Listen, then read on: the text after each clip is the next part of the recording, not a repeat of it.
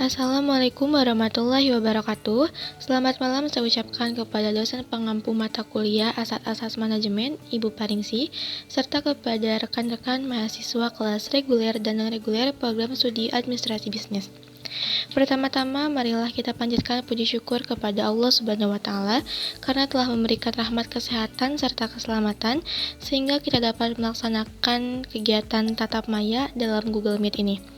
Adapun topik yang akan kami bahas adalah mengenai pemimpin dan pengambil keputusan. Perkenalkan, nama saya Diva Akaniar Rahmanisa yang akan bertugas sebagai moderator pada malam ini. Saya akan membimbing jalannya diskusi pada malam hari ini. Adapun anggota kelompok kami adalah yang pertama ada Abdita, Salsa Maulidina, Azikri Cahya, Nurul Jauza, Ananda Dea, Diva Akania, Hadiah Irma Hermawati, Safrizal Muhammad, serta adik Anof Permana Ramdhani. Rangkaian acara yang akan kami lewati yang pertama adalah sesi pembukaan, kemudian sesi penyampaian dan penyajian materi, lalu ada sesi tanya jawab, dan terakhir ada sesi penutup. Baik teman-teman, langsung saja kita mulai ke sesi yang pertama adalah pembukaan. Marilah kita mengucapkan basmalah secara bersama-sama. Selanjutnya, mengenai materi akan dibahas secara detail oleh rekan. Pengertian pemimpin. Istilah pemimpin adalah terjemahan dari leader, head, dan manager. Pemimpin merupakan salah satu intisari manajemen, sumber daya pokok, dan titik sentral dari setiap aktivitas yang terjadi dalam suatu perusahaan. Menurut Pancasila, yang pertama, Ingarsa sung tulada, artinya seorang pemimpin harus mampu dengan sifat dan perbuatannya menjadikan dirinya pola anutan dan ikutan bagi orang-orang yang dipimpinnya. Yang ketiga, ing madya mangun karsa, artinya seorang pemimpin harus mampu membangkitkan semangat berwakarsa dan berkreasi pada orang-orang yang dipimpinnya.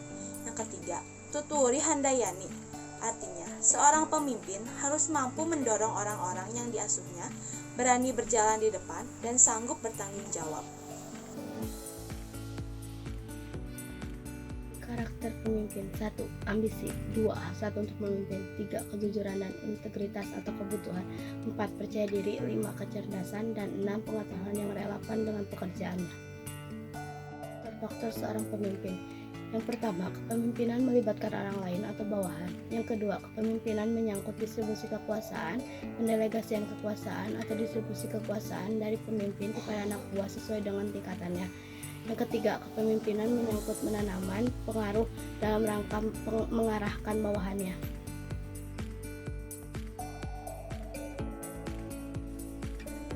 Keterampilan seorang pemimpin. Yang pertama, seorang pemimpin itu harus memiliki keterampilan technical skill. Technical skill yaitu keterampilan dapat memahami pekerjaan secara operasional maupun teknis. Yang kedua, yaitu human skill. Human skill merupakan keterampilan dapat bekerja sama dengan para bawahan dan dapat membantu tim dengan cara pendekatan. Yang ketiga, yaitu conceptual skill, yaitu kemampuan yang dapat menyusun konsep ataupun berpikir dan dapat mengungkapkan pikirannya.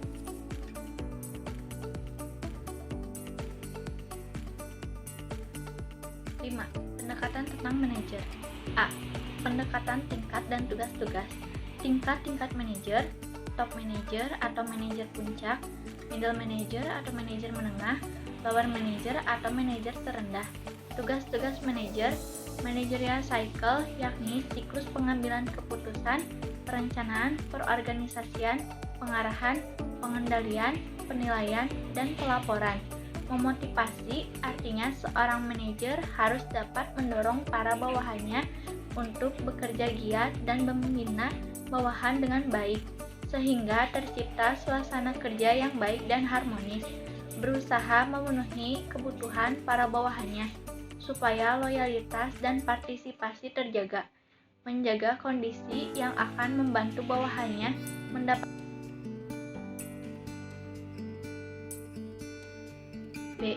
Pendekatan luas pekerjaan manajer. Luas pekerjaan manajer yaitu mengambil keputusan dan kebijaksanaan serta memerintahkan bawahan untuk mengajarkan dan memerintah laporan-laporan dari hasil pelaksanaan. Mengevaluasi laporan-laporan yang diberikan bawahan, mempelajari situasi dan evaluasi eksternal perusahaan mengenai hal-hal yang mendukung dan menghambat kemajuan perusahaan, mengarahkan dan memotivasi bawahan agar produktivitas kerja tinggi.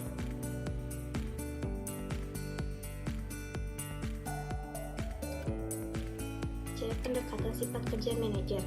1. Semakin tinggi kedudukan seorang pemimpin, maka tugas-tugasnya semakin bersifat umum dan abstrak. Sebaliknya, semakin rendah kedudukan seorang pemimpin, maka tugasnya semakin terinci, konkret, dan langsung merealisasi tujuannya. 2.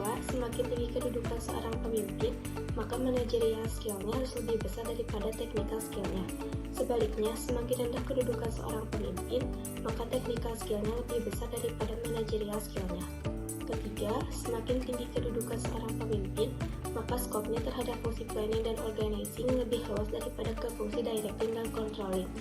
Sebaliknya, semakin rendah kedudukan seorang pemimpin, maka luas tugasnya kepada fungsi directing dan controlling lebih besar dari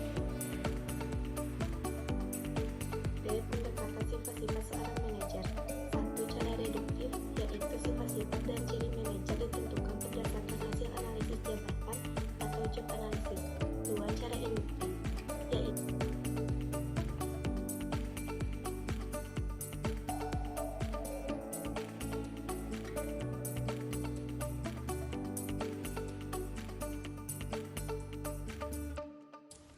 Baik, selanjutnya yaitu pengambilan keputusan. Pengertian pengambilan keputusan menurut Dr. Andes Haji Malayu, SP Hasibuan, pengambilan keputusan adalah suatu proses penentuan keputusan yang terbaik dari sejumlah alternatif untuk melakukan aktivitas-aktivitas pada masa yang akan datang. Adapun menurut George Robert Terry, pengambilan keputusan adalah pemilihan alternatif perilaku kelakuan tertentu dari dua atau lebih alternatif yang ada. Nah, dapat disimpulkan bahwa pengambilan keputusan adalah proses bagaimana menetapkan suatu keputusan yang terbaik, logis, rasional, dan ideal berdasarkan fakta, data, dan informasi dari jumlah alternatif untuk mencapai sasaran-sasaran yang telah ditetapkan dengan risiko terkecil, efektif, dan efisien untuk dilaksanakan pada masa yang akan. Keputusan yang pertama yaitu pangkal permulaan dari semua aktivitas manusia yang sadar dan terarah, baik secara individual maupun secara kelompok, baik secara institusional maupun secara organisasional. Yang kedua yaitu sesuatu yang bersifat futuristik, artinya menyangkut dengan hari depan atau masa yang akan datang, di mana efeknya atau pengaruhnya berlangsung cukup lama.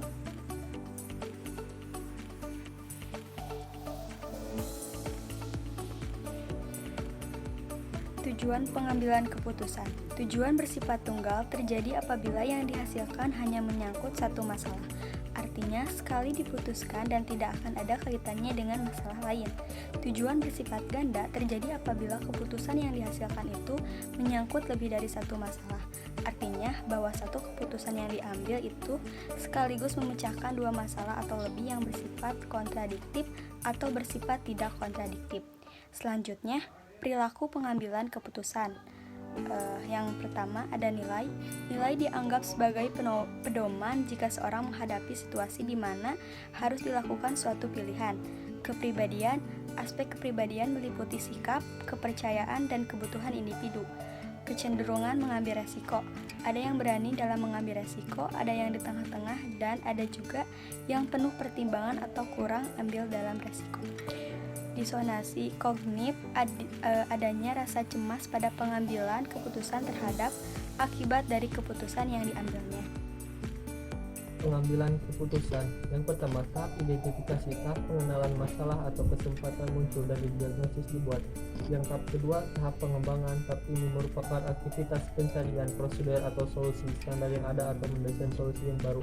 Tahap ketiga, tahap seleksi.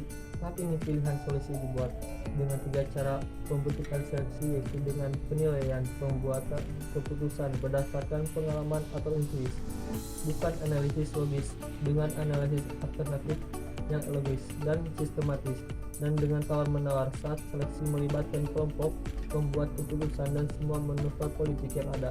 Kemudian keputusan diterima secara formal dan otoritas dilakukan. Yang keenam, macam-macam pengambilan keputusan. Yang pertama, keputusan auto-generation. Keputusan semacam ini diambil dengan cepat dan kurang mempertimbangkan data, informasi, dan laporan keputusannya. Yang kedua, keputusan induction. Keputusan induction diambil berdasarkan scientific manajemen atau manajemen ilmiah, sehingga keputusan itu logis dan rasional untuk dilaksanakan dan resikonya relatif kecil. 9 keputusan. Yang pertama ada intuisi. Intuisi memiliki kelebihan dan kekurangan. Kelebihannya yaitu keputusan dapat ditetapkan dengan cepat dan memberi kepuasan tertentu bagi decision maker atas penyelesaian problem yang dihadapi. Lalu kekurangannya yaitu resiko keputusan cukup besar sebab tidak berdasarkan ilmiah dan asas kehati-hatian kurang dapat perhatian. Yang kedua ada fakta-fakta. Fakta-fakta tersebut memiliki kelebihan dan kekurangan juga. Kelebihannya yaitu keputusan ditetapkan dengan menggunakan dan memanfaatkan sarana dan prasarana, analisis data, informasi dan fakta. Kekurangannya, biaya untuk pengambilan keputusan relatif besar, pengumpulan data, informasi dan fakta kadang-kadang sulit.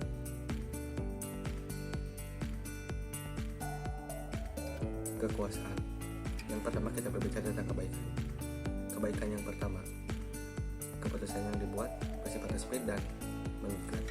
Yang kedua, keputusan harus ditaati dan diterima. Selanjutnya kita berbicara tentang keburukan. Keburukan yang pertama, yaitu keputusan dapat menjadi rutin dan kecenderungan decision maker untuk menjadi diktatorial. Dan selanjutnya, keputusan kadang-kadang ditetapkan oleh seseorang yang jauh di luar masalah aktual sehingga pemahamannya tentang masalah yang sebenarnya itu kurang.